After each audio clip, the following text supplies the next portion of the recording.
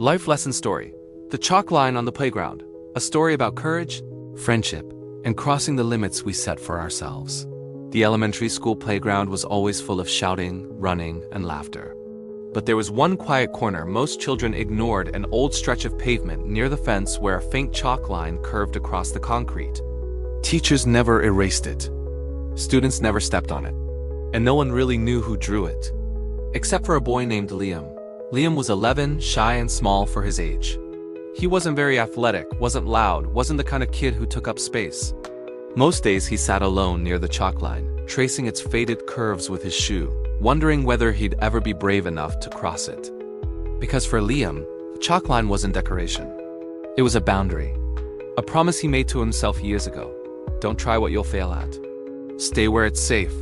He drew it the first day he was bullied for being too quiet, too nervous, too different. The line became a prison made of fear that no one could see but him.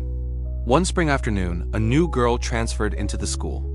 Her name was Suri, and unlike Liam, she radiated confidence, bright, bold, unafraid. On her first day, she ran across the playground like she owned the sky.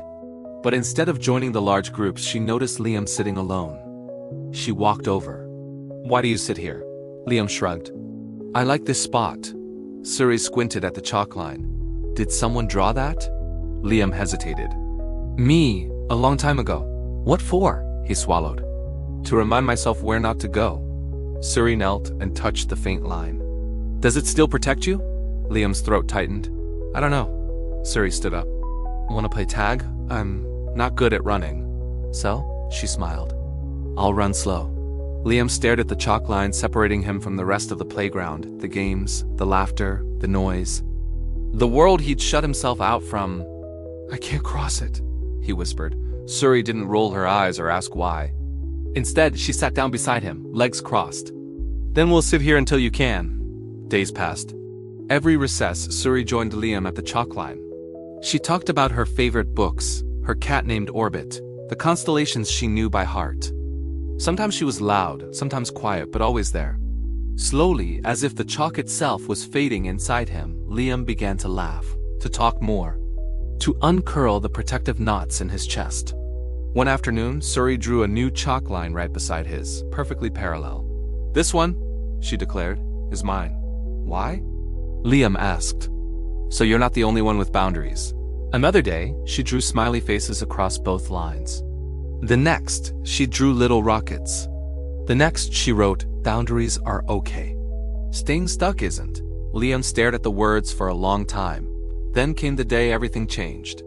During recess soccer, a wild kick sent the ball rolling toward Liam and Suri. Kids shouted, "Kick it back! Hurry, just kick it!" Liam froze. The ball stopped right across the chalk line. Just one step away, his heart thundered. Suri whispered, "You can do it." Liam shook his head. "If I miss, they'll laugh." "Maybe," Suri said honestly. "But maybe they won't, and even if they do, I won't." She extended her hand. "Let me cross with you." Liam stared at the chalk line, so thin, so meaningless, yet somehow wrapped around every fear he carried. His hand trembled as he reached for hers. And together, they stepped over it. Just one step, but it felt like flying. Liam kicked the ball not perfectly, not powerfully, but straight enough. The players cheered, waved at him to join. For the first time, Liam didn't run away. He walked toward them. And the chalk line behind him. The wind finally erased it. Years passed. Liam grew older, taller, braver. He and Suri became inseparable, two opposites who taught each other balance. Whenever one was afraid, the other stepped forward first. When they graduated middle school, Liam returned to the playground early one morning. The pavement was cracked, the fence rusted, but the spot where the line once was still felt warm. He knelt down and drew a new chalk line. Not a boundary. A bridge. He wrote beside it, "For anyone who needs a first step." Then he walked away, knowing someone someday would find the courage he found there. Because sometimes the bravest thing you'll ever do is step past the line you drew yourself. Moral of the story: fear draws lines. Friendship helps us cross them. And courage doesn't mean being unafraid, it means taking one small step beyond what scares us.